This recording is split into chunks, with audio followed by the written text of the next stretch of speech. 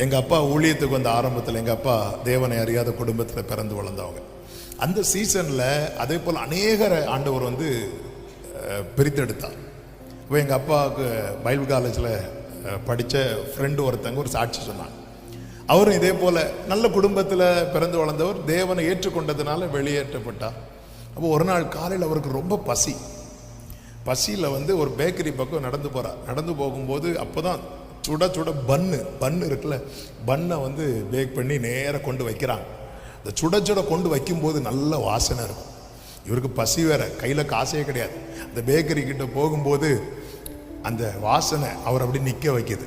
அவர் நின்று இப்படி வச்சுட்டு இருக்கு. அட்லீஸ்ட் அந்த ஸ்மெல்லையாவது அப்படியாவது நம்ம கொஞ்சம் வயிறு நிறைக்கலாம். அப்படி இருக்கும்போது கொஞ்ச நேரம் அப்படி நின்று அப்படி இருக்கும்போது ஹோட்டல் ஓனர் பார்த்துட்டு கண்ணா பின்னாடி திட்டார்.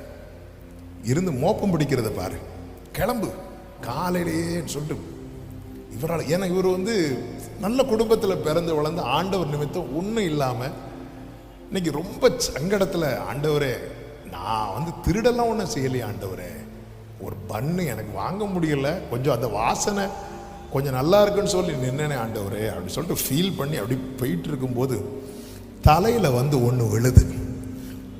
எம்மான்னு சொல்லி கை வைக்கிறாரு. பார்த்தா பன்னு. இப்படி மேலே பார்த்தா ஒரு காக்கா.